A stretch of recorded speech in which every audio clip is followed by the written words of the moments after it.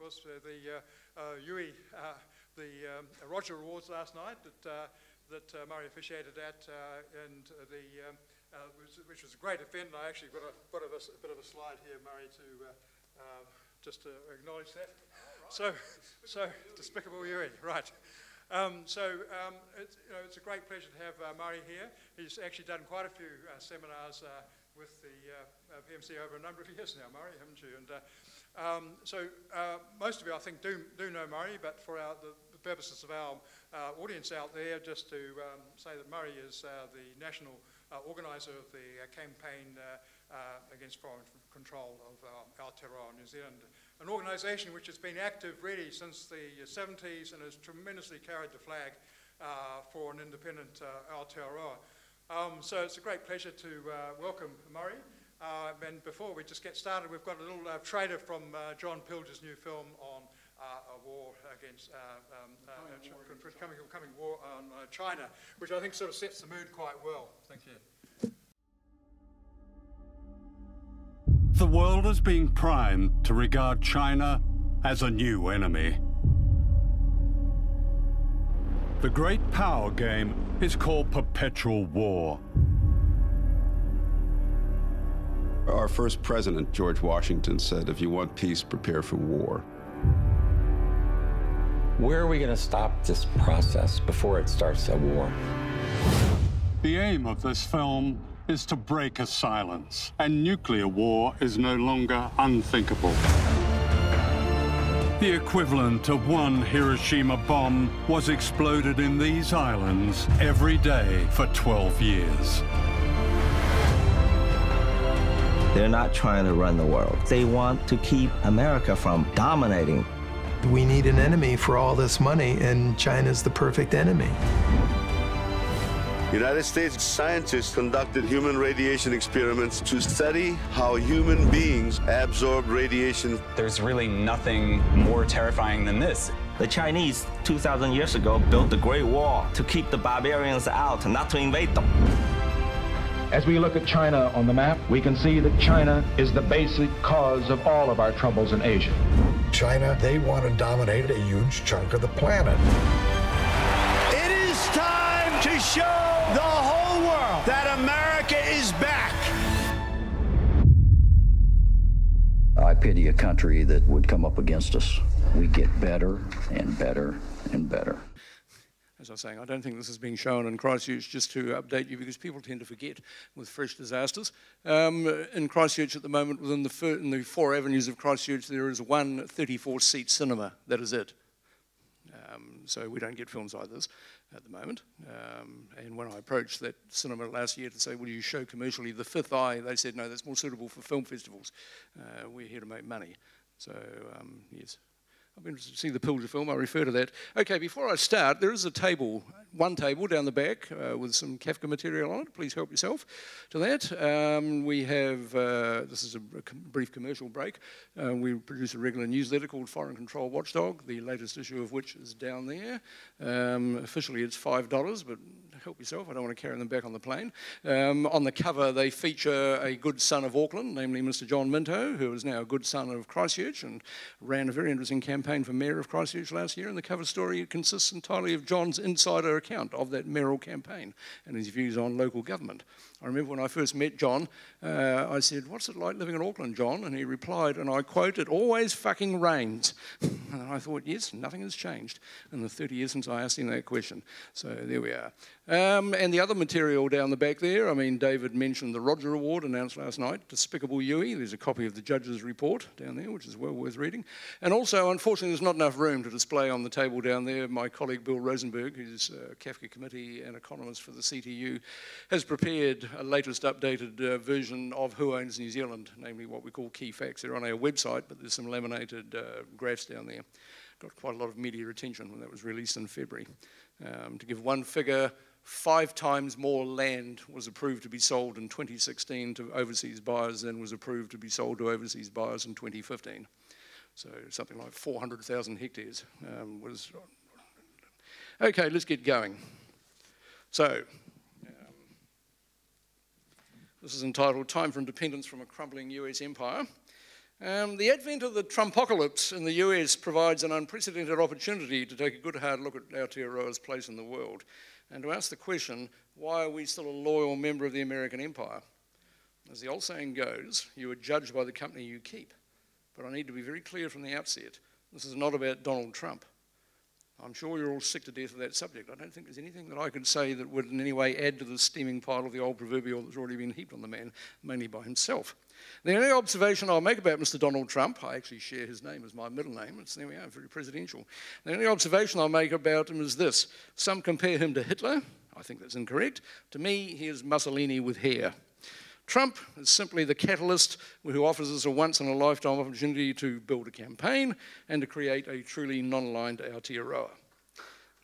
We know that there are plenty of New Zealanders right across the political spectrum who are just as appalled as we are by what the world is witnessing going on in the US every day. But this is not about whoever happens to be the US president. This is not about relitigating the 2016 US presidential election. I shed no tears whatsoever that Hillary Clinton didn't win, and I'm happy to explain my reasons why, if asked. Nor do I pine nostalgically for Barack Obama. I found plenty wrong with his presidency, and once again, I'm happy to spell it out if asked, but I'm not talking about the US presidential election other than that. Obama was the quote-unquote white knight who came along to save the US and the world after the George Bush presidency, just as Bill Clinton came along after 12 years of Ronald Reagan and George Bush Sr. And I have no doubt that there will be another quote-unquote white knight to come along after Trump to once again save the US and the world. Let's never forget, Obama was awarded the Nobel Peace Prize about 2 minutes after he got the job because the world was so appalled with Bush. I mean, this is actually, what we're seeing now is a repeat reaction to what happened when Reagan was president, when George Bush Jr. was president, going back further when Nixon was president. Never let it be forgotten that the Vietnam War, which was where I first got involved in politics, was waged under a Democrat presidency, namely Lyndon B. Johnson.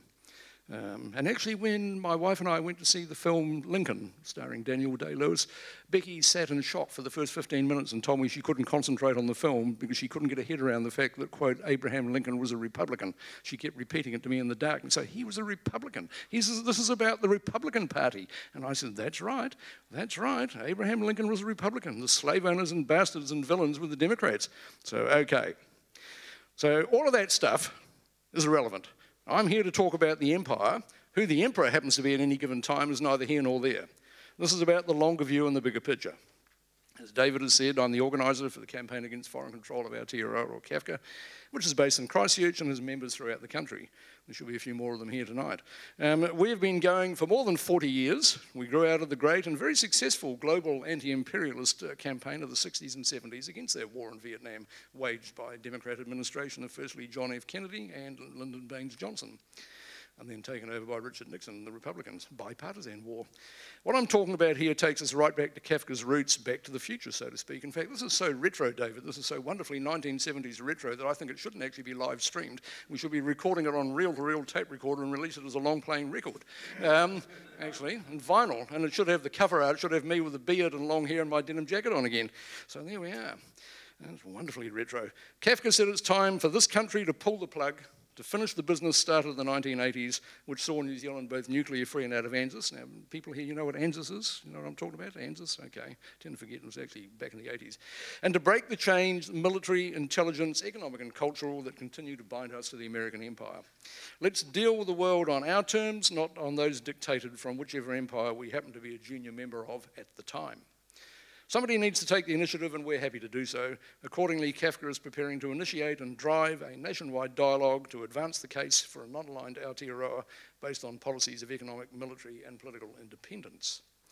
Now, this is not a new thing from CAFCA. It's been part of our core issues since we were founded. To quote from our charter, which is on our website, under the subsection, what does CAFCA stand for?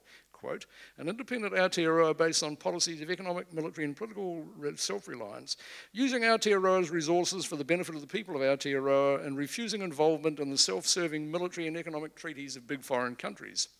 We oppose foreign control irrespective of which country it involves. We oppose the exploitation of Aotearoa's people and resources by foreign companies and any foreign military or intelligence activities in Aotearoa. Hang on, I'll just have to turn the page.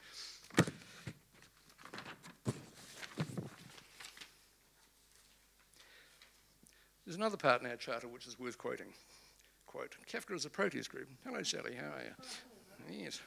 CAFCA is a protest group, an educational group, and a left-wing progressive group. We define ourselves as quote-unquote progressive nationalists. We take the viewpoint of working people in Aotearoa. We reclaim the legitimacy of nationalism. We reject racism, either as used against foreigners or as used against opponents of foreign control. We're also internationalists. As we are fighting a global enemy, we work with global allies, unquote. Now that's from our charter. I want to stress this point because the word nationalism is one that has been stolen and besmirched by the right, both globally and in New Zealand. I remember some years ago I was going to get interviewed for the New Internationalist. Some of you may know that magazine. It's when they had an Australian editor. And she rang me up embarrassed from Adelaide to say, I've been instructed by the collective back in Oxford in England to ask you some questions because they think that you're anomalous, you're actually the same as the National Front. And your title indicates that you hate foreigners. And so before we go ahead with any kind of interview or article for the Australasian edition of New Internationalists, you have to answer these questions down the phone to me, thank you. So I want to say that we reclaim that word. CAFCA is both simultaneously internationalist and nationalist, left-wing, progressive, nationalist. Another good phrase suggested to us recently was positive nationalism and also positive regionalism. Words are funny things which can mean different things in different eras. When I started off as a young left-wing political activist, as a 1960s high school boy, I was proud to call myself a libertarian because that's what I was. It meant I was an anarchist, and anarchists were called libertarians in those days. It didn't mean greedy, graspy, self-obsessed, self-centered multi-billionaires who want to fly off to space so they don't have to pay tax. I was a libertarian. I used to go on Vietnam War marches with a 6-foot by 3-foot black flag and got told to go away by the duffel coat wearing marshals because I was bringing the anti-war movement in disrepute, if I recall. And I was thinking about this a couple of days ago. I was thinking, if I was today encountering a young bearded man carrying a gigantic black flag, what would I think he'd be? I'd probably think he's a member of ISIS carrying that. So there we are. But back then, when I started off as 18, I was a libertarian. But that word doesn't mean that now. It means quite the opposite. Another word stolen and besmirched by the right. So there you go. Next time you meet the enemy, you can say, hello, the libertarians. Must make sure I say that to Valerie next time I see her. So what is CAFCA going to do about any of this? We've decided to create the Aotearoa Independence Movement, or AIM. What is AIM? It's a campaign, not an organisation. It most definitely is not yet another political party, thank God. So please don't ask me what are our policies on superannuation or cats, and definitely don't ask us what is our policy on paying superannuation to cats. But it's very early days yet, in what will be a long process. We're simply at the stage of seeking groups and or individuals to join a national coordinating committee at this stage to run the campaign. This speech does not mark the official launch of the campaign. There is a lot more preparatory work to be done yet before we get to that stage, but it's an announcement. We're putting the idea out there and saying that it's going to happen. So what's CAFCA going to do to, quote unquote, initiate and drive this nationwide dialogue? Well, that'll be decided by the organisations and individuals that get involved in the campaign for a truly non-aligned Aotearoa. We invite as many people as possible to get involved. We see this as an idea whose time has come, one worthy of a major campaign. I should point out that not only is this campaign taking CAFCA back to the future, back to the age of reel-to-reel tape recorders and long-playing records, even its title turns out to be recycled. When it was suggested by one of my committee colleagues and adopted by the rest of us, I thought, that name rings a bell. So I consulted our organisational history, namely a speech I made 2 years ago at CAFCA's 40th anniversary. In 1986, we changed the country name and our title from New Zealand to Aotearoa. Being a democratic organisation, we asked our members to vote on 3 options, all including the word Aotearoa. One of the unsuccessful contenders was the Aotearoa Independence Movement. So there really is nothing new under the sun. You might be amused to know that to learn that the other unsuccessful contender was Campaign for an Independent Aotearoa. Think about that acronym for a minute. Campaign for an Independent Aotearoa. Personally, I would have loved us to be renamed as CIA, but I was outvoted. But that was it. It's all there in the watchdog. We sent those 3 options out, and CAFCA was the title adopted. CAFCA thinks that gaining true independence from the American empire and becoming non-aligned is an idea whose time has well and truly come. It is not, quote-unquote, anti-American or racist or xenophobic for that matter. I once put out a press release and Morris Williamson said that people who oppose foreign investment were xenophobes, and I think I put out a press release the next day saying Morris Williamson probably thinks that xenophobia is people who don't like Xena the Warrior Princess or something like that, but I mean, he wouldn't know. We stand with the American people who are currently fighting back in their millions against the daily outrages being perpetrated by Trump and his reactionary billionaire cronies. We stand with them as we stood with them in common causes ranging from the war in Vietnam to the invasion of Iraq and the failed attempt to impose the TPPA on our peoples. And wasn't that a good one? That it was defeated.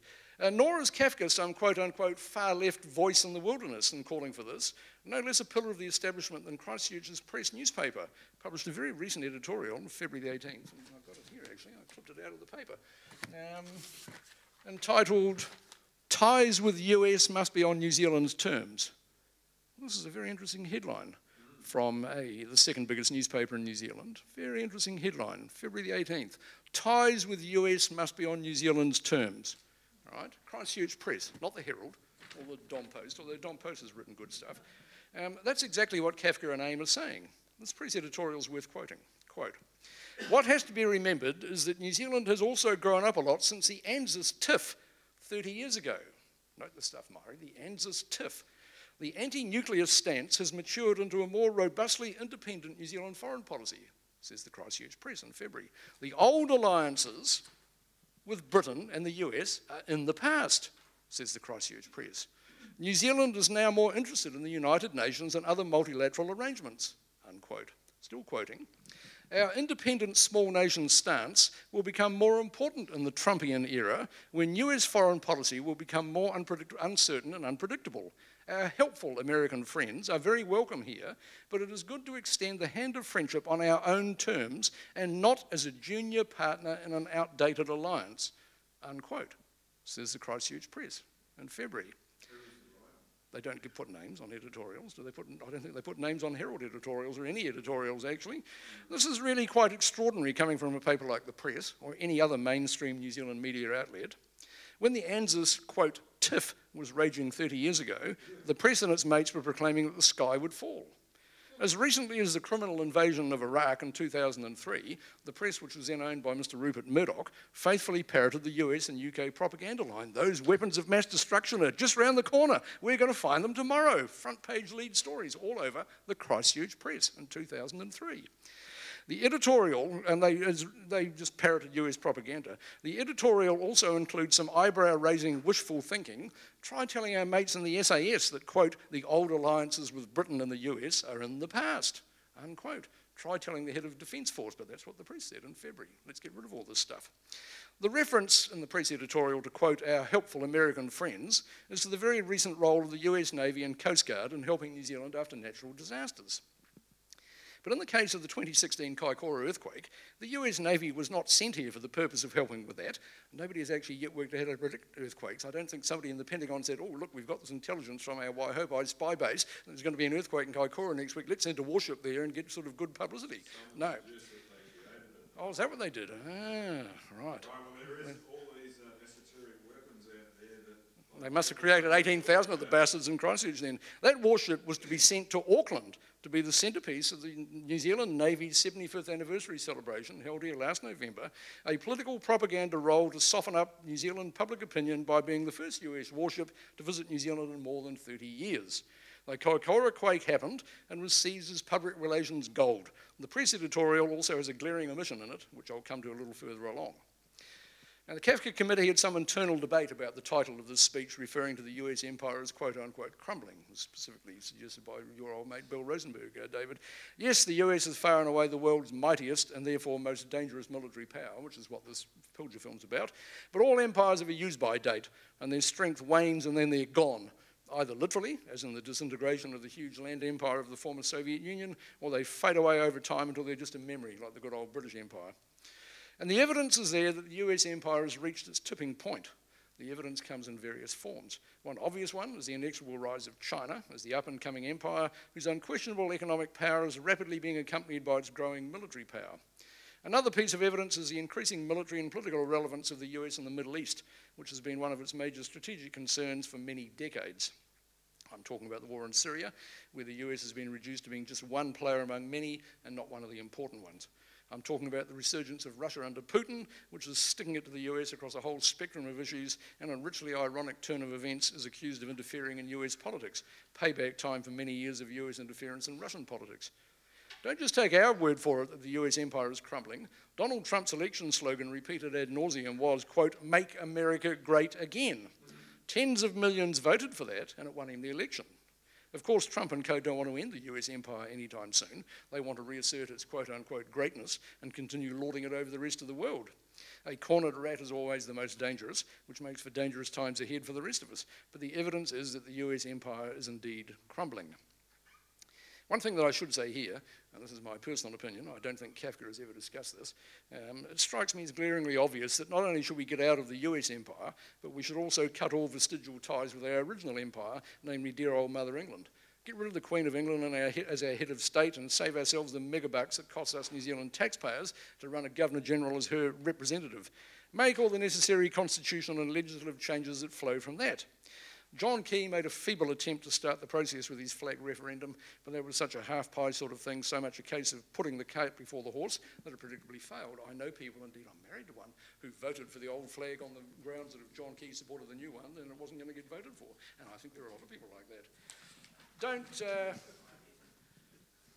Don't muck around with the half-pie solution. Let's go for the full-pie solution. Get shot of Mother England and Uncle Sam. It's called leaving home and living your own life, and it's what all of us do in the much vaunted, what we're always told about as the quote-unquote real world. It's called being independent, right?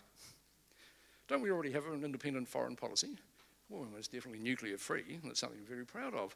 It puts New Zealand well ahead of most other countries. Now, I recommend that you read Murray's book. Yeah, there's still copies on sale, Murray? How many editions is it on to now? Eh? Murray Ledbetter's excellent book, Peace, Power and Politics, How New Zealand Became Nuclear-Free. The lesson from that successful campaign that it was won from the grassroots up, not from the top down. It wasn't bestowed upon us from on high by some enlightened politicians, and certainly not by David Lange. Definitely not by Roger Douglas. And as a direct consequence of that, we're out of ANZUS.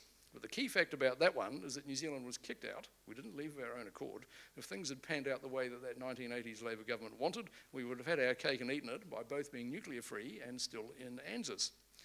Both of those highly commendable achievements, being kicked out and becoming nuclear-free, were won a generation ago and have become the status quo, part of the cultural furniture they use in advertising campaigns. But things haven't progressed from there, and the powers that be, both in New Zealand and the US, have been actively working to nullify those facts on the ground, sending warships out here, for example, to get around them, to subvert them, and to render them irrelevant. My case is that we have a half-pie, if that, independent foreign policy, and it'll take another grassroots campaign of similar scale to achieve a full-pie one. AIM is that very campaign, we hope. That's not to say that there haven't been some laudable instances of New Zealand acting independently of our imperial masters, such as, for the first time ever, we stayed out of someone else's war, namely Iraq, although we did send, that was when it originally was invaded, although we did send so-called non-combat troops there who did end up helping the illegal occupiers combat forces. Yes, the Navy. And New Zealand played the key role in reaching a lasting peace settlement in Bougainville, under a national government actually, to boot. They come on a brilliant strategy. They should try this elsewhere. They took people from the steaming jungles of the tropics and dropped them in Burnamani camp in the middle of a South Island winter and said, sort it out or freeze to death. And I have friends in Christchurch who were working in Corso then who had to take the negotiators into op shops in Christchurch to buy them clothes so they didn't actually literally freeze to death before they were taken back out to Burnamani camp in sort of 10-degree frost or something and told to keep negotiating. But those are exceptions, not the rule. Despite being both nuclear-free and out of ANZUS, New Zealand has continued to be a loyal junior partner to the US in American wars, such as in Afghanistan. And New Zealand's role in that war is under the spotlight right now, with the new book, Hit and Run, proving that our quote-unquote heroic SAS has the blood of innocents on its hands. But of course that's written by left-wing conspiracy theorists, as we know, so we don't need to pay any attention to that. We are the most loyal of junior satellites in this vitally important covert Five Eyes intelligence alliance, the secret ANZUS, best illustrated by the Waihopai spy base, and in slavishly doing the bidding of both of the US government and American transnational corporations when told to do so. The entire and seemingly endless Kim.com case is the perfect example of that. Well, not as much as a doormat as Australia, but that's not much of a benchmark, and we're getting there. So what would a non-aligned foreign policy look like? Well, it's not the same thing as neutrality, armed or otherwise. It doesn't mean isolationism. It would mean that New Zealand would pick our allies, and if necessary, our wars, on a case-by-case basis, decided first and foremost by what's in the interests of the New Zealand people, not in the interests of foreign governments and or corporations. We're currently being subjected to a 4-year-long rolling maul of militarist propaganda centenary about World War I. We're being force-fed a diet of nauseating pap and propaganda about it. I wonder if New Zealand will mark this year's centenary of the Russian Revolution with quite the same enthusiasm. That war, World War I, was the epitome of imperialist wars. There's a wonderful BBC clip of a rap battle between the Kaiser, the Tsar, and the King of England, screaming about each other's face about who had the biggest army. They all said, let's ask Granny, and Granny, of course, is Queen Victoria, because she was the sort of grandmother of all of them. So that war literally was a clash of empires with ordinary people from all over the world, including one of my own great uncles, paying for it with their lives and their tens of millions. It was a war with absolutely no justification. It demonstrates exactly why New Zealand needed then, and still needs, a non-aligned foreign policy. New Zealand has fought and continues to fight today a lot of other people's wars. In fact, one of Nicky Hager's previous books wasn't called exactly that, Other People's Wars. None of them were justified, with the exception, I would say, of World War II, because it posed an existential threat to not only New Zealand, but the world at large. My dear old dad was a prisoner of war in that one. While he was off fighting British strategic interests in North Africa, the Yanks were over here. We fought both those world wars as the most loyal servants of the British Empire, and as soon as that was over and power shifted to the American Empire, we settled up and rode off with the cowboys. A non-aligned foreign policy would also involve cutting the strings that continue to bind us to the American Empire. I'm also the organiser for the Anti-Bases Campaign, ABC, and the AIM campaign, Aotearoa Independence Movement, entirely endorses ABC's demands, which are clear and easily understandable. The New Zealand Government Communications Security Bureau, or GCSB, spy bases at Waihopa and Tangamoana, which are US national security agency bases in all but name, must be closed. The GCSB, which is simply a junior subcontractor for the US NSA, must be abolished. And the US military transport base at Christchurch Airport, which has been there for more than 60 years, must be demilitarised to end it providing cover for US military and intelligence activities that have nothing to do with providing logistic support for peaceful scientific research in Antarctica. How many people here are aware there's still an American military base at Christchurch Airport? It's been there for 60 years. Right, we had a debate within the Anti-Bases campaign last year, could it still be called an American base? And we hadn't looked into it for a long time. So we actually wrote some letters under the Official Information Act to various people and got the answer that it's all been contracted out to a big corporation that runs it on behalf of the US military, Air Force and Navy, right, flying planes. And then we wrote back to, I think, the Ministry of Foreign Affairs and Trade and said, give us the details of planes that do not fly from Christchurch and to and from Antarctica. American military planes, and we got back answers saying yes, there are still planes that fly, US military planes that fly in and out of Christchurch that are not going to Antarctica. They're going on to American bases elsewhere in the world, specifically Australia. Fascinatingly, that press editorial which I quoted before makes absolutely no mention of Waihopai or Five Eyes, an extraordinary omission. Yet they are by far New Zealand's most important contributions to the US empire, much more so than a handful of SAS soldiers in Afghanistan or New Zealand Army quote-unquote trainers in Iraq. Getting Aotearoa out of the Five Eyes network and closing the Waihopai spy base would remove this country from being entangled in wars and spying that serve the interests of the US and other countries, not ours. Being non-aligned would eliminate the use of the New Zealand military as guns for hire and other people's wars and prevent them committing the war crimes detailed in Hit and Run. I've already said that a non-aligned foreign policy is not the same thing as neutrality, armed or otherwise, but there's no reason why that topic should not be discussed as part of the dialogue that CAFCA will initiate via the means of the Aotearoa Independence Movement campaign. All options should be on the table and explored as we redefine our place in the world. Now, I must stress the specific suggestions that I'm about to raise are from me alone. They're not CAFCA policy. I have never discussed them, and AIM doesn't have any specific policies yet. That'll come out in the wash. I personally think neutrality should be on the agenda. Armed neutrality is a well-established practice globally. Does anybody think that countries like Switzerland, Sweden, or Austria are disadvantaged, poor, or isolated as a result of their long-entrenched national policy of armed neutrality? I don't think so. The New Zealand, there's actually probably as many guns in Switzerland as there are in the States, but it's all for sort of, that's actually a legal obligation for every man to actually keep a gun and report for military training. The New Zealand peace movement put in a lot of work promoting positive neutrality in the 1980s as part of the successful campaign that made New Zealand nuclear free and out of ANZUS. Credit must be paid to John Gallagher and to the late Larry Ross, both originally of Christchurch, John's now Nelson. I don't foresee a non-aligned Aotearoa as being, quote, isolationist, quite the opposite. This country already does a lot of UN peacekeeping work, although I see in the Herald yesterday it's doing less than it did. We need to do more, and not just under UN auspices, more regional work. I've already mentioned the commendable role that an unarmed, and stress that word, an unarmed New Zealand military presence played in bringing peace to Bougainville. New Zealand has dined out on our military role in East Timor, but we only went there when our American big brother told us it was now all right to do so. We had permission from the US president, specifically Bill Clinton, and thus instantly reversing a quarter of a century of shitting on the long-suffering Timorese people by the governments of New Zealand. Let's take this further. Do we need a military at all? What does it do beyond fight other people's wars in other people's countries? Why are New Zealand soldiers still fighting in an Afghan civil war? The question naturally arises, when you raise these sort of questions, okay, what would I do about ISIS? It deserves to be classified as a criminal organisation per se, as was the Waffen-SS, and for the same reasons. It needs to be defeated and rooted out stem and branch. But opposition to New Zealand's involvement in the war against ISIS does not mean support for ISIS. So you'll get no argument from me as to the need to wipe it out. The question is, whose responsibility is that? And my answer is, not ours. New Zealand needs to get out of Iraq ASAP and stay out of Syria. Much to the disappointment of our military, I would say. ISIS rose directly out of the disastrous invasion and occupation of Iraq in 2003. ISIS arose from the ashes of Al-Qaeda, the defeat of which was the justification for the equally disastrous invasion of Afghanistan that's still going on. Something else just as nasty will inevitably replace ISIS when it is defeated. None of that stuff will be sorted out until the root causes of the permanent Middle East regional war are addressed. One of those causes is a Sunni-Shiite civil war stretching back centuries, the Muslim equivalent of the religious wars that decimated the Christian world about 500 years ago. The US and the West in general, including New Zealand, are out of their depth there and should get out and stay out. Muslims will have to sort it out themselves. And the West's hypocrisy is sickening. The West, including New Zealand, bootlicks to Saudi Arabia, a feudal dictatorship that could show ISIS a thing or two when it comes to public beheadings, floggings, torture, misogyny, crushing dissent, and propagating Islamic fanaticism and terrorism, including into the very Western countries rushing into war against ISIS.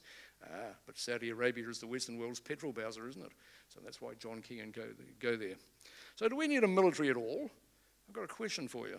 What was the New Zealand Army's longest peacetime deployment in New Zealand history? Let's test your knowledge of recent events. Very, very recent events.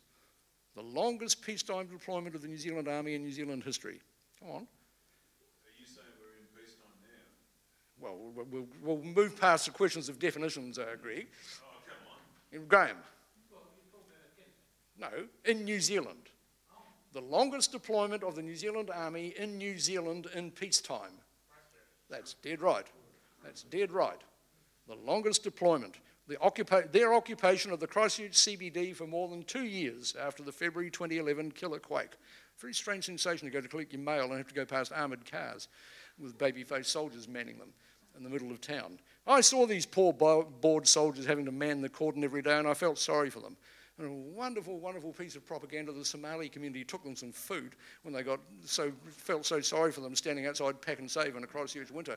And these soldiers apparently flinched back when they saw a bunch of Muslims coming towards them holding something, and it was something for them to eat. I mean, their most dangerous enemy they encountered in the course of their 2.5 years of manning a cordon in Christchurch was CAFCA. And what do I mean? Because we were showing around, Jeremy, he drove me around the country, 2014. Last time I did one of these speaking tours, Jeremy was showing around a visitor with me in the car, Bill Rosenberg's partner. He said, let's go into the square. This is when the square was fenced off. So we drove into the square, whereupon soldiers rushed up and said, you can't come in here, this is closed. And so Jeremy backed off over the foot of the female soldiers standing there. And so I said, let's get out of here quickly, Jeremy, before they open fire. And so we can actually, the CAFCA committee, can claim responsibility for having driven over the foot of a New Zealand Army soldier and wounded in action in Cathedral Square, Christchurch in the last 2 or 3 years. So there you go. I mean, is this what we pay the military to do? Is this what our army is for? Standing on a bloody fence around Christchurch CBD for 2.5 years. Wouldn't it be better to significantly upscale civil defence for that?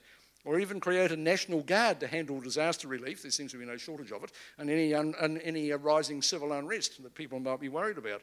Why do we have a Navy performing fisheries patrols? A proper Coast Guard could do that and replace Navy ships taking cabinet ministers for PR junkets and photo ops.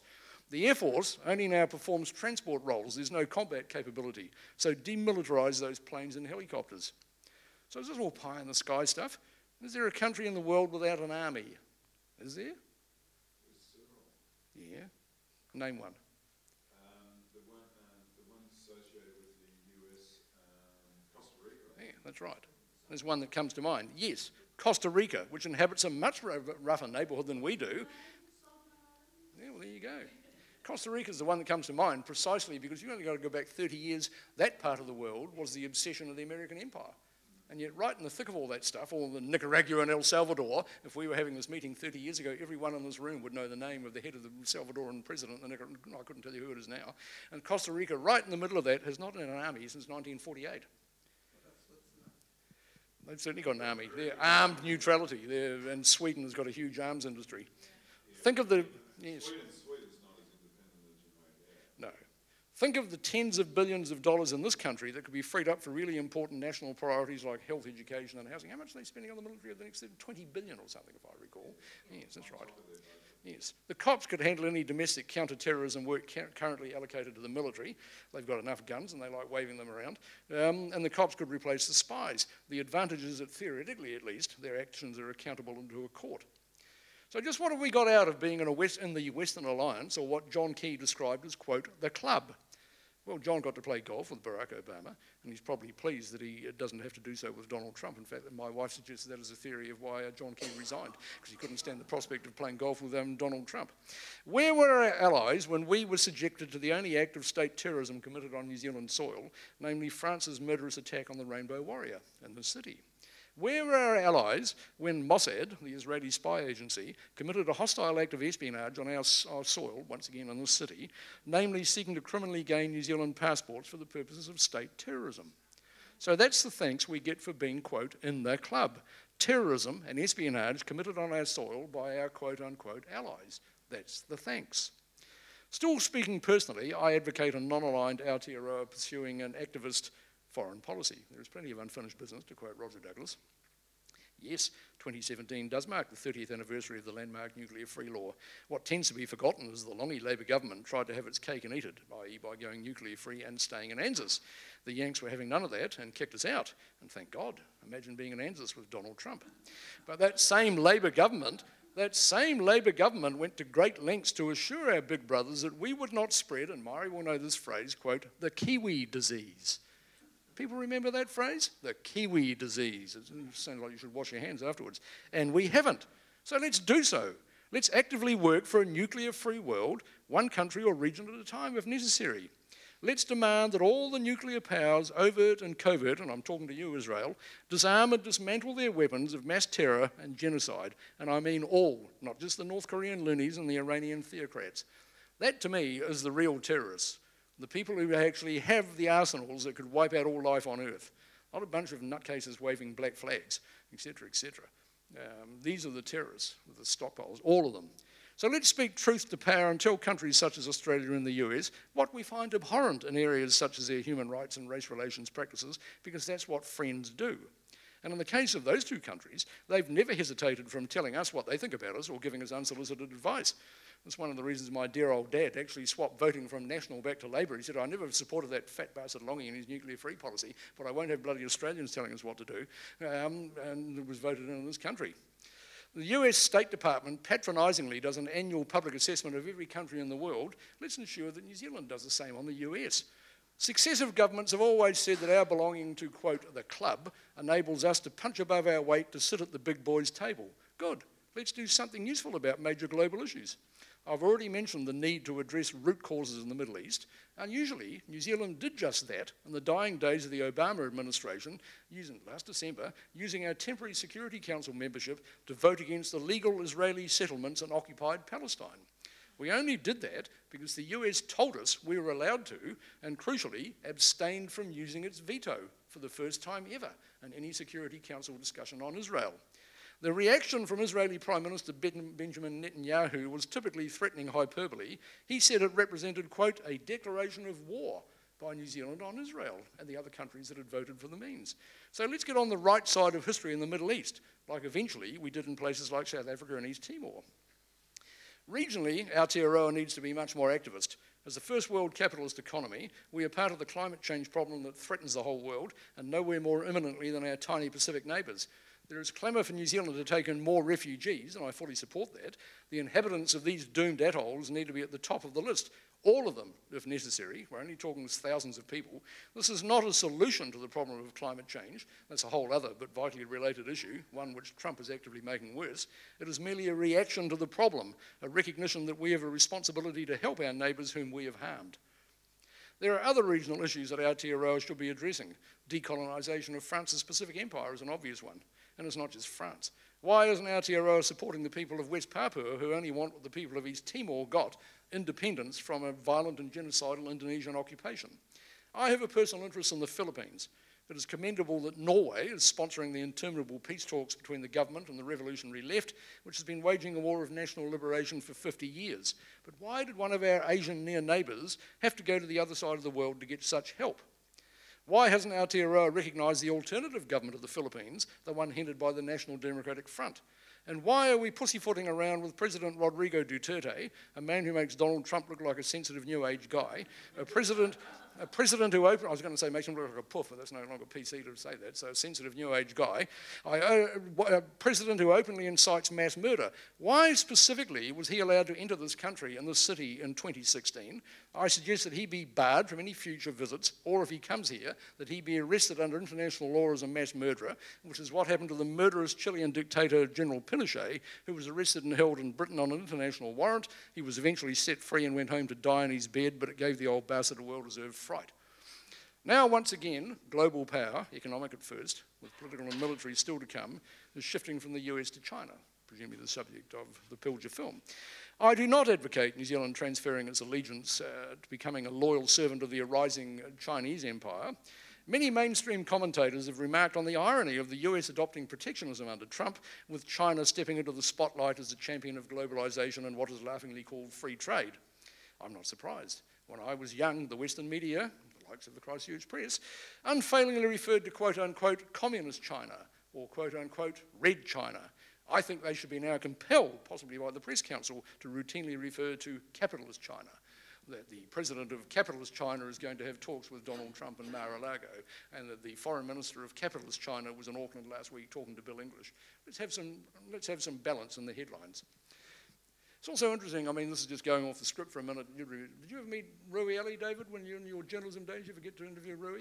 I mean, he told me a completely different perspective on the story that I was brought up on, and you also the same age, that we owed our freedom to the Yanks in World War II, that the Yanks saved us in the Battle of the Coral Sea. I'm sure everybody of a certain vintage will remember that. And when I met Rui, he told me that he said, do you realise, Murray, that China tied up 1 million Japanese soldiers from 1937.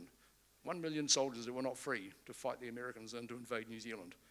You said, think about that, but that's not the angle that, of course, is projected, that the Yanks saved us at the Battle of the Coral Sea. Oh, yes. Yes, that's right. Uncle Joe. And New Zealand seems to have a bad case of wanting to have 50 cents each way when it comes to the rival US and Chinese empires.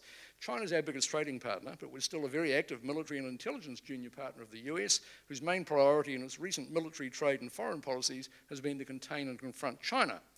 That was the purpose of the TPPA, as far as Barack Obama was concerned. And China, of course, pointedly was not invited to join that. It was supposedly a Pacific partnership, but one of the biggest countries in the Pacific was actually never invited to join. In July 2017, the US and New Zealand military is taking part in annual military exercises with the US and Australia. ANZUS lives again, but shh, don't tell the New Zealand public, which are a rehearsal for a military assault on China, Operation or Exercise Talisman Sabre. John Pilger's film, well, Coming War on China, is about that. And in a recent online interview with Gordon Campbell at Scoop, Pilger was asked what New Zealand could do to lessen military tensions between the US and China, and he said, quote, well, New Zealand can start by speaking with an independent voice, decoupling itself from the American train. Perhaps New Zealanders imagine their government resigned from the ANZUS Treaty in the 1980s. In fact, the treaty was never abrogated, and New Zealand has remained a willing participant in the most important US-invented strategic network known as Five Eyes. New Zealand could take positive regional initiatives to protect its vast environment from war games, such as speaking out about the US taking control of 9 million square miles of the Pacific, an area double the size of the mainland United States, as a, quote, marine range complex run by the Pentagon and spun by President Obama in 2014 as, quote, the world's largest marine reserve. Why not a zone of peace in the South Pacific proposed by New Zealand? So that's from John Pilger in an interview with Gordon Campbell. China is far from blameless, and this needs to be told as much as the US to stop throwing its weight around in the South China Sea. As I said above, I have a personal interest in the Philippines, which is one of China's neighbours, which have borne the brunt of that country's bullying behaviour in the South China Sea. China was the first foreign country I ever visited in 1973 with a New Zealand University Students Association delegation. I distinctly remember officials telling us that China would never be an imperialist country. Well, obviously, that was then, and this is now. Things have changed. Yes, capitalist China. But if militarily we suck up to the Yanks, economically we've jumped into bed with China. True to form, we put all our eggs into one basket, dairying, and hope to sell them in one market, China. Once again, that puts New Zealand into a terribly vulnerable position if and when something goes wrong with the Chinese economy or it develops its own dairying industry.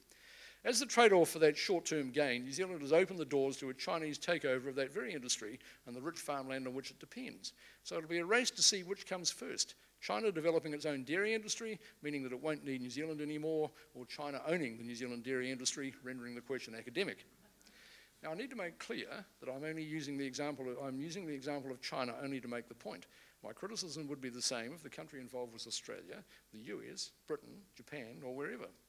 In fact, China is a very minor player in the relentless takeover of Aotearoa by transnational corporations and foreign individuals. One of the laminated posters sitting on that back table gives a pie chart of who owns New Zealand companies by country. As of March 2016, China was the country of origin of the owners of $729 million worth of New Zealand companies. So China, 729 million. By contrast, Australians owned 50 billion worth of New Zealand companies. So 729 million, China, Australia, 50 billion. And the US owned 7 billion worth. Even when you combine China with Hong Kong, it still comes up short of the American figure. An independent foreign policy means not being part of anyone's empire, but standing on our own 2 feet and picking and choosing our friends and allies based on what is in our national interest and in the public interest. Now, I make that point because New Zealand big business has a habit of hijacking the phrase national interest to mean what is in its interests. Foreign policy does not only involve military alliances and wars, these days it predominantly means trade. The same principle applies, that New Zealand chooses our trading partners based on what is in our national interest, and more importantly, what's in the public interest. Global trade is dominated by transnational corporations, and their interests have been prioritised by the governments of their nominal home countries, governments which have been subject to corporate capture, governments that think what is good for big business is good for not only their own countries, but for the world. Most of what are misleadingly called free trade agreements are nothing of the kind. They're investment agreements serving as the Trojan horse of the transnationals to gain access to ever more markets for profit, power, and control. In that respect, much of global foreign policy has been privatised, meaning that the agenda is being set not by sovereign governments, but by transnational corporations using their political allies to further their interests. The most recent example of these, but by no means the only one, was the unlamented Trans-Pacific Partnership Agreement, which thankfully was defeated. Not by Donald Trump signing an executive order like some holdover from the Roman Empire, but by a huge global grassroots campaign in which the New Zealand people played a very active and leading role. Which brings us to the subject of globalisation. Would a non-aligned Aotearoa want to get out of the international market? No. Why would we? We're an international trading nation and always have been. I'm indebted to my friend and CAFCA colleague Bill Rosenberg, who in his capacity as the policy director / economist, the Council of Trade Unions, has written, quote, "Could we have a people-friendly globalisation?" And I quote from that. I suggest that what we should seek as far as possible is consistency between our aims at home and our international aims. Well-being should be primary. Agreement should recognise as primary the right of each nation to make rules in its citizens' interests in certain essential areas. An example is in areas fundamental to their well-being, including health, education, safety, environment, conservation, culture, human, including labour rights, and actions it considers necessary to address disadvantages of social groups, inequalities of income and wealth, and inequalities of outcomes. Within those limits, international trade barrier or intentional trade barriers can then be reduced. The process of developing these agreements should be as similar as possible to the development of domestic legislation with much greater openness and public consultation, unquote. Bill quotes other experts who write that what they call hyper-globalisation is a direct threat to both democracy and the nation state. Bill writes, quote, "I unashamedly choose a working democracy. The point of this is certainly not to advocate closing up the borders. That would be daft.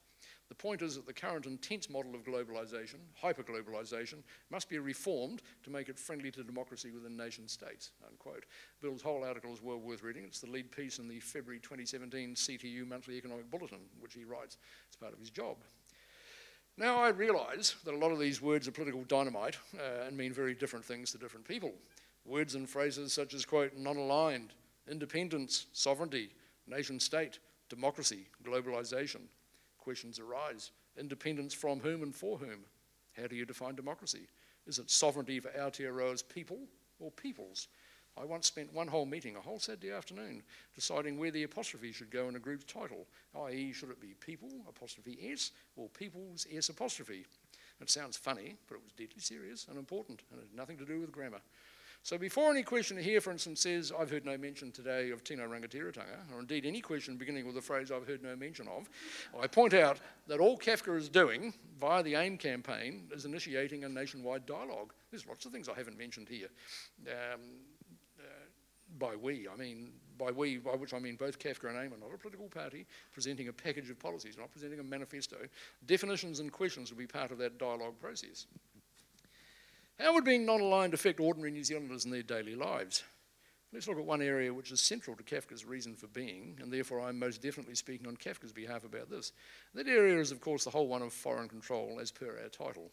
A non-aligned Aotearoa would adopt a much tougher approach to what is misleadingly labelled foreign investment, the great majority of which is actually a takeover, not investment at all. Now, that's been the subject of many previous speeches and articles by me, and others in CAFCA, and it's not the central focus of this particular speech, so I'm not going to go over all that here. There's plenty of our stuff down there. Suffice to say that the central principle would be that their presence, foreign investors, would have to be genuinely deemed to be in the national interest and in the public interest. This is our home, and they are visitors to our home. The homeowner sets the rules for the visitors. I mean, I'm staying at David and Dell's place at the moment, and there's a sign on their door saying, welcome, please take your shoes off. Well, fair enough, that's their rules. I mean, I mightn't want to take my shoes off, because why should I? But I'm a guest in their home, so they want me to take their shoes off, and so that's what I do. So there's a similar principle. I haven't found the sign saying, please don't steal the spoons on the way out. But I mean, it's a very similar equivalent, and I mean, sure, Sally is an ex-B&B, and you have rules for who comes and stays on your property. I remember staying in a love hotel in Anzac City on my first exposure tour to the Philippines, the trip where I met you, where it was one of the rules was, please do not write in lipstick on the mirror. And I thought, Jesus. Okay, who are the people who normally stay in here? This was a hotel at the biggest American air base in Southeast Asia until it was wiped out by the Pinatubo eruption in 1991, namely Clark Air Force Base. So in other words, in your own home, you have rules for people who come in. Whether they're good rules, bad rules, logical or whatever, you have rules because it's your space. It's exactly the same principle that needs to be applied here. What we've said about the so-called overseas investment office is it needs to be more of a bouncer and less of a doorman. So let's apply the slogan that we keep being told in other contexts. It is a privilege, not a right, to come to this country. As far as foreign purchases of New Zealand rural land are concerned, there is a good case to be made for a blanket ban. If that is deemed, quote, aspirational, then the realistic option is to only allow land to be leased by foreigners, not bought. That one subject alone, the seemingly never-ending buy-up of New Zealand's prime rural land by foreigners, both rich individuals and agribusiness, is the one that has most emotional resonance with New Zealanders. I had a long conversation very recently with a journalist from Q&A who used to work for Campbell Live, and she said, we'll be back in touch with you, Murray, because we think it's going to be a big issue in election year. And they were particularly concerned about a block of land that had been bought in Otago by an American newsreader who was paid $28 million a year and has bought land with a rating value of $13 million a year, which cuts off public access to something like 100,000 hectares of public land in behind that station. And that, $28 million a year for reading an auto cue, as I said to her. So, yeah. When the Crayford Farm sale to Chinese buyers first became a major political issue, I think in 2010, John Key said that he didn't want to see New Zealanders become, quote-unquote, tenants in our own country, something that no Labour leader has ever said, actually. Oh, there you go. That's the reason I voted for him, Graham. Yes. Yes. I very rarely agreed with anything Key said, but I'm happy to quote him on that one.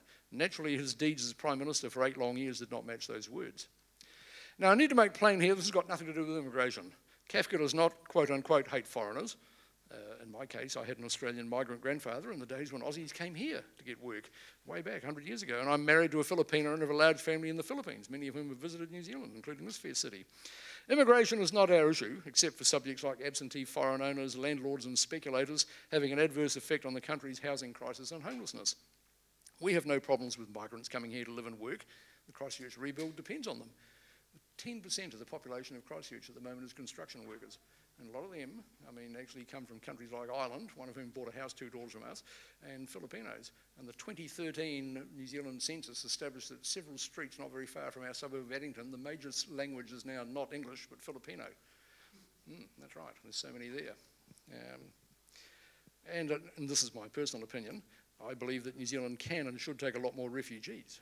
But people say, would you want them as neighbours? Well, they already are, specifically Eritrean refugees, and are housing New Zealand flat right across the street.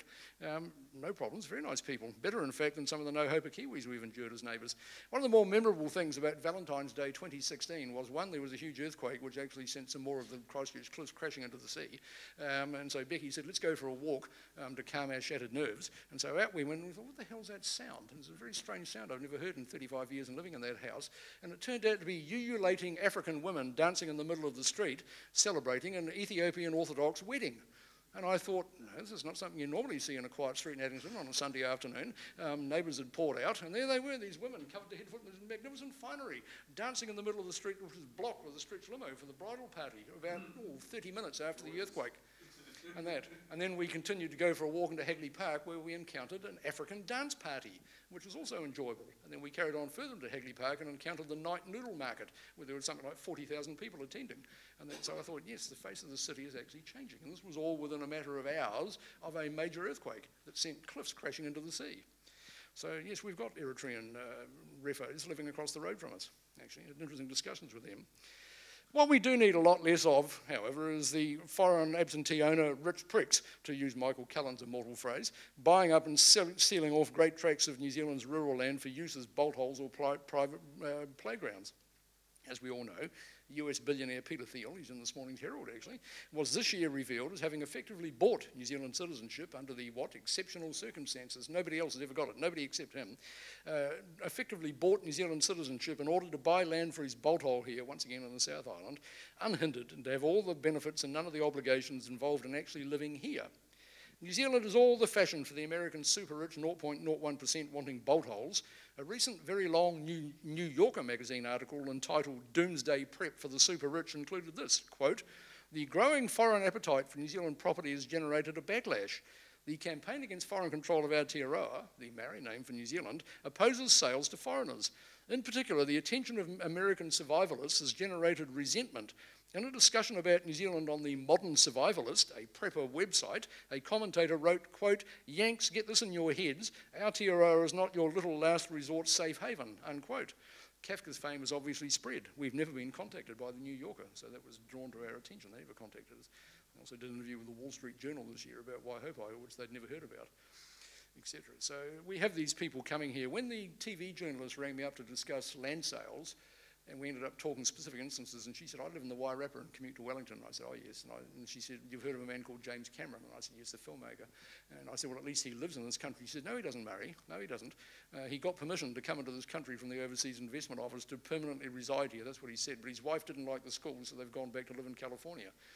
And every month, virtually every month, the decisions we get from the Overseas Investment Office record more Wairarapa rural land being bought up by Mr. James Cameron, who's now gone on to a secret business alliance with Sir Peter Jackson as of last week. Now, I'm going to wrap this up without coming to a sweeping conclusion or any sort of soaring crescendo. I'm sorry, David. I wasn't planning on giving this speech now. I was coming to Auckland for something else, the Roger Award last night, won by, quote, the despicable Yui, and David invited me to speak at AUT while in town for the first time in 3 years. Having accepted, I had to think of something to talk about. Both I and CAFCA thought the opportunity to speak about AIM was too good to pass up. But as I said, this is not the launch of that, and I'm not on a speaking tour to promote it. It's early days, and a lot of preparatory work has to be done yet. It's rather like what we in Christchurch see with the numerous new buildings going up in the city. An awful lot of time has to be spent literally preparing the ground, indeed under the ground, getting the underground essentials and foundations right before anything appears in sight, and then bang, all it springs up. All the steel in China is currently going into Christchurch.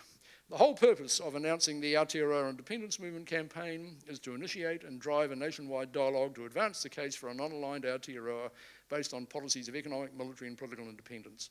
It is provide the means for discussing, defining and deciding what would be involved in that and everything that would flow from it. To decide what that would mean and how to get there, I think you'll agree that this is a discussion that Aotearoa needs to have and that now is the time to have it. Thank you very much.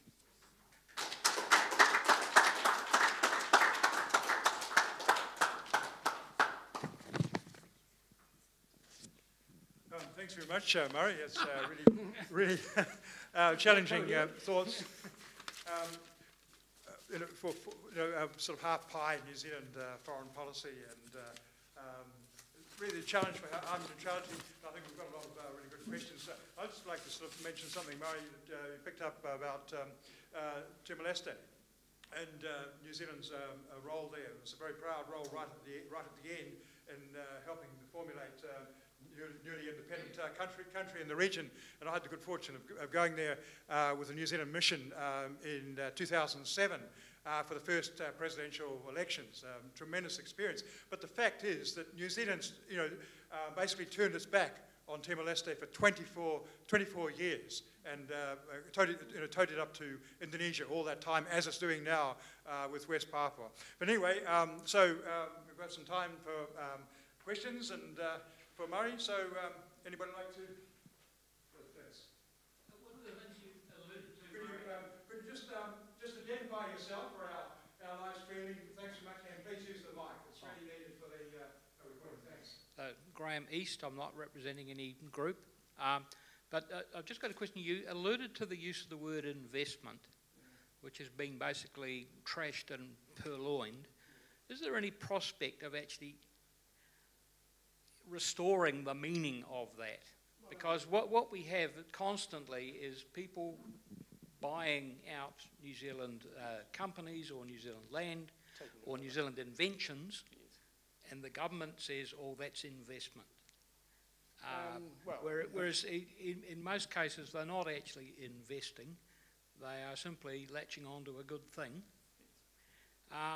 Because, I mean, otherwise we just keep having the same argument over and over and over again. So, okay, I mean, you're basically repeating my words back to me, Graham, which is quite right. I mean, that's what CAFCA's been saying for a long, long time, that in fact what is so-called investment, which we get told by successive prime ministers, of both parties, I might add.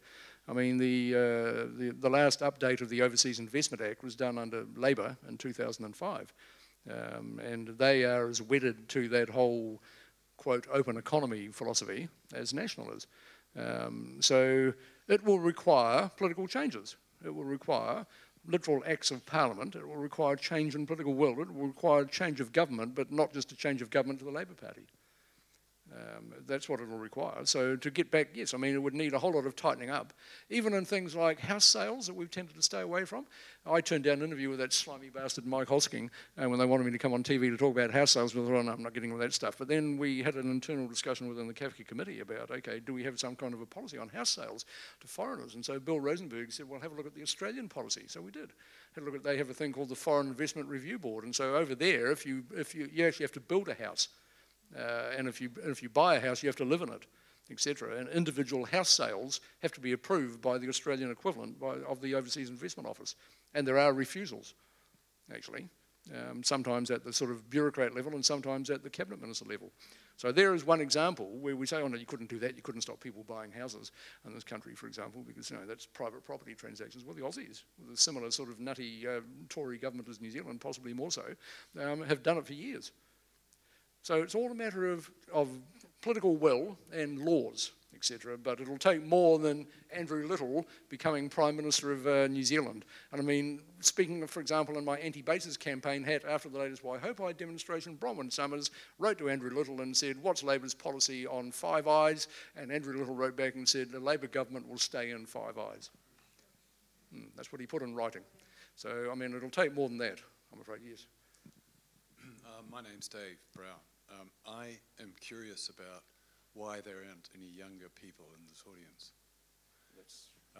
Because we're in an institution that's supposed to teach younger people about the future, and I'm curious because I think they're the ones that are going to pick up, yes, or they could be the ones that could pick lot of these issues that you're talking about. And it staggers me that we're talking to a kind of converted audience, yes, and that we're not reaching out a little bit further, because they're the ones that are really going to end up washing our dishes. I fully agree with you. Very, very recently, within the last few weeks, I did a radio interview with Student Radio in Christchurch, RDU, which is quite interesting. They wanted to get an old dude on to talk about the old days of student activism and that. And by strange coincidence, I ran into the guy the other day in a cafe, and he said, "Have you listened to the interview?" And I said, "No." He said, "We got great reaction, great reaction. This old dude talking about stuff when students held protests and all that sort of thing." And this old dude came on and talked about sort of funny words like imperialism and all that sort of stuff. And I was quite intrigued, because it was an hour-long interview, live in studio, and it was broken up into 7 breaks with music and adverts and that. And during the first break, this woman, I had no idea who she was, came into the studio, said to the host, "I want a word with you," and they both went out. And when he came back and said, "Who was that?" he said, "Oh, she's the manager, and she's told me that there's too much talk going on here, and we want more music and more ads." And so, but however, despite that injunction from on high, they apparently got a very positive response from, quote, from the young people to that stuff. To my astonishment, I actually said, "Do you want to come on the committee?" to the young guys about 22, and to my complete astonishment, he said, "Yeah, why not?" So, yes. He's actually a 22-year-old who was in the Labour Party and got disillusioned when he wasn't picked by them as a candidate last year. He went to England to work for Jeremy Corbyn and came back and said he was disillusioned with him because he wasn't connecting with young people either. So I fully agree, yes. I mean, but on some areas, young people, today's younger generation, have been fed a diet of propaganda and bullshit on militarism, to take that one subject. I mean, when I've done interviews in the last 2 or 3 years with student journalists, etc., I've talked about stuff like Anzac Day, and how, when I started off as a student activist, we actually held in Christchurch, and it wasn't only in Christchurch, but in Christchurch for 3 consecutive years, we held a protest on Anzac Day, you know, and this was national news up and down the whole country. We held anti-Vietnam War protests. These days, kids are brought up on this diet of militarism about our heroes, doing their bit, fighting for our country, apparently fighting wars between, you know, Britain and Turkey 100 years ago. But our generation of students actually went out and directly confronted the forces of militarism on Anzac Day. In Christchurch, we actually had a wreath that consisted of a photograph of murdered babies in the My Lai massacre. Those of you a certain age will have had those on your flats in Grafton Gully on that, and it said Q and babies, A and babies, with a picture of corpses in a ditch. And we put that, and we put on it, "To the victims of fascism in Vietnam," and stuck that up on the war cenotaph in the middle of the Anzac Day thing. And the old proverbial hit the fan from one end of the country to the other. And we did that with exactly that same wreath for 3 years. And after the mayor of Christchurch threw it away, on the 3rd year, the RSA and the soldiers on duty tore it to pieces and stomped on it. But we did that for 3 years as our sort of direct confrontation of Anzac Day. But today, that sort of stuff is considered sacrosanct, that we're dealing with our heroes. We've had all this hero worship of the SAS bullshit in Christchurch in the last 2 months because of the guy that was killed in the helicopter crash, fighting the fires. He was one of our heroes. So what was he doing? Fighting in an Afghan civil war. I mean, that's the fact. I feel sorry for the guy's family, etc. But I mean, that's nonetheless, there's an uncritical acceptance of militarism. There's an uncritical acceptance of imperialism right now. So that stuff, once again, needs to be undercut. It helps, of course, that when, in a minute, Wayne, it helps that when I was going through all this stuff, there was actually the whole concept of military service, which was abolished by Labour, that 18, 19-year-old males in New Zealand were actually liable for military service, which I refused to register for, so we had a whole court case. I fought a court case on the grounds that I was a minister of religion. It was a very interesting court case. I lost, but the judge said, if you're so bloody keen to get out of the army, go and register as a conscientious objector, so I did. Right. Lisa. I'm really interested in how AIM is going to handle the idea of independence from the US empire, because people are going to say, but who's going to defend us? Yes. And so then the argument is going to be, we need more military, which, of course, if you know me, you know I wouldn't support at all. But I do feel that you're going to have some very strong, some very strong policy on how you present that. Henry Kissinger said that New Zealand was a dagger aimed at the heart of Antarctica. Which I think was one of the more intelligent things that Henry Kissinger said. And so that is actually our greatest defence, the tyranny of distance, that we don't have boat people arriving on our northern shores and all that sort of stuff because we're so far away. So there is absolutely no justification for New Zealand to have a military. I mean, and I don't have any personal animus, I might add, towards the military. I mean, when I dropped out of university, I got a job with the railways, and I worked as a railway sleeper, and my first job there was shifting furniture with the railways, and our biggest client in the first 6 years I worked there was the New Zealand military. So I actually worked in the homes of, this is 1 year after the end of the Vietnam War, I worked in the homes of soldiers from the rank of the bottom to the top, hundreds of them in Christchurch. Got to talk to them in person, Army and Air Force, when there was a when there was an air base in Christchurch, Wigram. So I just found them workers in uniform. And I actually worked alongside guys as railway workbench who had been in the SAS, who'd served in Vietnam and had actually taken part in secret New Zealand wars in the 1960s in places like the border between Indonesia and Malaysia in 1964 and in Thailand. So these guys had fought in those wars, were now working alongside me, and they knew who I was, etc., and what I stood for, but we all got on fine.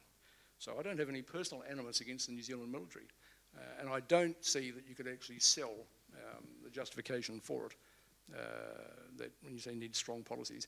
But I mean, all those sort of options should be on the table. I've raised questions like armed neutrality. I've raised questions with the military. This is my personal opinion. This is not policy of any CAFCA or AIM or anything like that.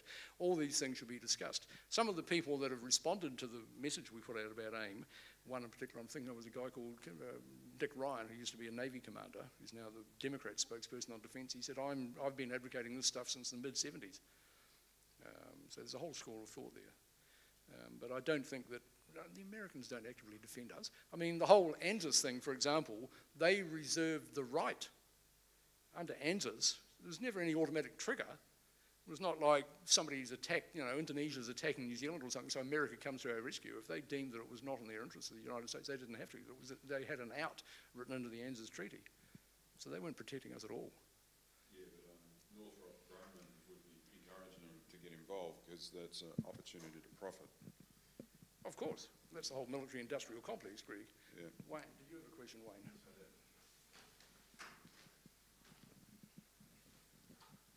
Hi, my name's Wayne Hope. I guess the best way to introduce myself is to say that I used to be a chief judge for the Roger Award. You were. Thank you, Wayne. Now, I've got a question going back to Vietnam. Yeah. I've got a question about the relationship between civilian authority and military authority. Yes. It's well known among historians that Holyoake committed the minimal amount of troops he could get away with in Vietnam. Personally, he wasn't gung-ho about it, not like the Australian political leaders, one after the other. They were all the way with LBJ and further. I find that quite interesting now because if you go back, fast forward to our position in Afghanistan and the response to John Stevens' and Nicky Hager's book, I mean, you could be excused for thinking that General Keating is the New Zealand Prime Minister. Oh, yeah. And Bill English is basically kowtowed to the NZDS public relations strategy and made no attempt to stand apart as a civilian leader. And yet, there's this big difference. I'm not talking about left versus right. I mean, even within conservative circles, there was scepticism about the Vietnam campaign from New Zealand's point of view. And yet now we have the same national government actually kowtowing almost entirely to the NZDF, which in itself, as Nicky and John have pointed out, has become colonised by SAS people who are more pro-US imperialism than any other element of our defence force. What do you put all that down to? Okay, well, I think the operative word you use there is colonisation. I mean, there's been a very active move within, certainly within this century, to more closely bind New Zealand to the US and the interests thereof.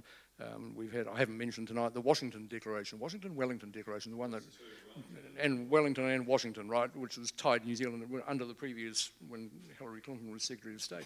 Talking about Vietnam is very interesting because the last time I travelled outside this part of the world was go to Europe in 1984, and the late and deeply lamented and missing Owen Wilkes said to me, oh, you go through Denmark. He said, there's a university there that keeps all American presidential papers, Aarhus University. So pop in there if you wouldn't mind and go through Lyndon Baines Johnson's papers and see what he had to say about New Zealand, about Vietnam. So I did. I went and I bought them back, these documents. There's no internet in those days. And that became the lead story in the Christchurch press on billboards all around the country because those documents prove that the Yanks tried to heavy Holyoake into sending a second company of New Zealand troops in 1965, and Holyoake said no. And so 20 years after that, that was still the main story in the media that the Americans had tried to do that. Sitting in my office, I've got the WikiLeaks file from 2010 of US and New Zealand relationships. And so you can see there in fields like diplomacy and in intelligence, the very close links being sewn together at that personal level. There's stuff in there about who was their favourite foreign affairs minister this century. The answer, Winston Peters. He was seen as the most pro-US by the American embassy documents exposed in the 2010 WikiLeaks document. There's a whole lot of stuff there about one leading politician in the previous Labour government, I'm talking the Clark government, who was so impressed by a briefing at the American embassy that she took her entire office staff along to be repeated to them. There's also stuff there about how the US Embassy was pleased when a particular director of the New Zealand Security Intelligence Service was replaced by somebody else who was seen as being more pro-American, because the previous director of the NZSIS would not allow a particular piece of equipment to be installed inside the New Zealand SIS headquarters that enabled direct communication with the Department of Homeland Security and US intelligence in the US. The person who replaced that director allowed that to happen, and that equipment was installed in the building in Wellington. And they also, under Peters, as dictated that US Embassy and Defence staff were allowed 24 hours a day swipe card access to the buildings housing New Zealand Foreign Affairs and Defence headquarters. They could come and go as they pleased. So all that stuff was sort of, so I think the operative word is colonisation. When I went to Waihopai this year, one of the guys in the van with us, a friend, is a taxi driver in Christchurch, and he said, I had somebody in the cab recently, and he said, are you aware, Mr. Taxi Driver, that the new massive multi-$100 million Justice and Emergency Precinct building being built in Christchurch contains its own sealed-off office for the US FBI that's being built by staff brought in by America, not New Zealand workers, right? And he said, no, I'm not. And so when we had a day of workshops at Blenheim this year, in which Nicky Harker was one of the speakers, I said, Nicky, are you interested in it? And he said, I certainly am. Because his last sort of, he'd given us a talk about how to gather information. He said, random scraps of information. And I said, well, I may have one right here from a Christchurch taxi driver. So yes, that stuff's going on right now. Colonisation. That's all the links between, that's the Five Eyes, because the Five Eyes link extends way beyond the 5 intelligence agencies, the 5 customs, the 5 countries involved in customs. They all work together, so forth and so on. And that stuff sort of comes out, and it comes out in all sorts of strange ways. There was a couple of weeks ago, there was a story on television about how the US Embassy had refused to lift diplomatic immunity for a diplomat in Wellington who was wanted in an incident where it ended up with a broken nose. And the story on late night television said this man was believed to be working closely in the US Embassy with the New Zealand Government Communications Security Bureau. The story had gone, that part of the story had gone by the next morning, and he'd left the country. The Yanks refused to lift his immunity. The cops said they wanted to question him for an incident involving a woman and a broken nose, and he was gone. He was out of the place. So, yeah. But the links between the militaries go back years. With this SAS stuff, I was thinking about that because CAFCA doesn't do anything about the SAS, and they haven't done for years, but certainly back in the day, and I'm talking back in the 80s, we did a lot of stuff about the SAS. And one of the most strange and poignant things that I ever got involved in was there was New Zealand SAS soldiers were killed on a plane crash of an American military plane in military exercises when the Yanks had bases in the Philippines in the early 80s. 2 New Zealand soldiers were among the plane load of different nationalities of troops who were killed. And we wrote, it was just a little story in a paper saying 2 New Zealand soldiers killed. We wrote to Defence here and said, what are the details? No, I'm not going to tell you nothing. So I used the American Freedom of Information Act and wrote to the Yanks. They actually sent us a complete inventory of what were found on the dead bodies. You know, socks, pair, 1, wife, photo, 1, sort of literally in that military. And so we got all this stuff. And it was run up here in a newspaper that doesn't exist anymore called the 8 O'Clock, the sports paper from the Auckland Star, written by a journalist with the unforgettable name of Robert Jones. He never accepted being called Bob Jones. And he rang me up in the days when people rang each other up and didn't send emails, and he said, Murray, can you shed any light? I've got 2 SAS widows from Papakura who have contacted me and read my story and want to know how their husbands died, because New Zealand Defence have never told them. And you've got this story in the paper that's come from some scruffy left-wing organisation in Christchurch. How did you find out? They want to know how their SAS hero husbands died, because nobody in Papakura is telling them. So I thought about all that stuff when this Nicky's book stuff broke. But the operative word, Wayne, is colonisation at all levels. I mean, like when Jonathan Coleman, when he was Minister of Defence, met with Chuck Hagel, what's his name, Obama's Secretary of Defense, Hagel gave Coleman a number 10 or number 9 all-black jersey. There was a wonderful cartoon in the Herald of sort of him handing the all-black jersey and Hagel handing him back a doormat with New Zealand written on it. So, yeah. There's also a wonderful cartoon in the Herald when the American warship was helping out in Kaikoura. I was thinking of a particular friend of mine who showed a helicopter landing, and there was a New Zealand couple standing waiting to get on, and the wife behind was standing like that. And the husband's asking a question, and the pilot of the helicopter is turning to his mate and saying, "The guy wants to know if we're nuclear free." Standing there with their suitcases and sort of things, and the wife was, "Oh God," you know. So, yeah. That's a long answer to your question, but I think that's the explanation, that there's been a very conscious policy of, even at those personal levels, of Key getting to play golf with Obama, all that sort of stuff. That's where they've worked very hard to get back into bed with the Yanks. Keith didn't play golf without the Germans. Sorry? I can see what you're saying. Keith didn't play golf without No. But I mean, all that aside, the most astonishing thing I think about this hit and run thing was the revelation of the role of Wayne Mapp in actually outing himself as a source for the book and continuing to sort of say, I'm not happy about what happened, and I'm obviously a major, you know, when you put 2 and 2 together, a major sort of source of information. So he was the man who was the Minister of Defence at that time. Because he's grumpy that he got life. Well, whatever, yes, exactly. So that sort of stuff. And also he's got a conscience, obviously. There was a kid killed.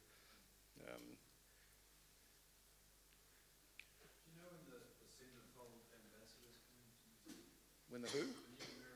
No, I don't. I don't even know who the new American ambassador will be. I mean, Trump recalled all ambassadors all around the world. All Obama ambassadors, all overseas officials were called back to the States, and so New Zealand does not have an ambassador at the moment. Oh, yeah. I mean, it's usually some major donor. I mean, Becky and I went on February the 22nd this year. We went to look at the memorial wall in Christchurch after the earthquake, and they had all the official wreaths from all the countries where people were killed, including the Philippines, and there was this cheap and tatty Yankee wreath with a handwritten note saying from the US Embassy. And we looked at that and thought, Jesus, you know, there's all the others from the people of the government of Japan, from the government of Australia, from the government of Canada, from the government of the United Kingdom, etc., from the written in hand, looked like it had been done on the florist in a hurry. And I suspect it's because they actually don't have anybody minding the shop in the embassy, frankly. Murray, I'm just conscious that we're running out of our block time, and I'd really like to invite Kendall Hutt, who's the only one, I think, under 30 here, to respond to the challenges you've made, Murray. So.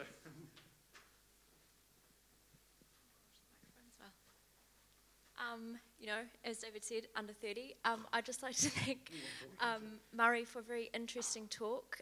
Learning about ANZUS in high school, you don't really learn all the ins and outs of that treaty.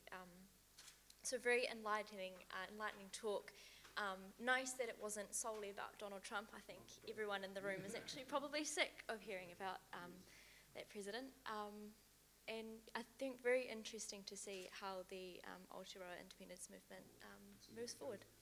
So on behalf of the Pacific Media Centre, thank you so much, Murray, for coming in today.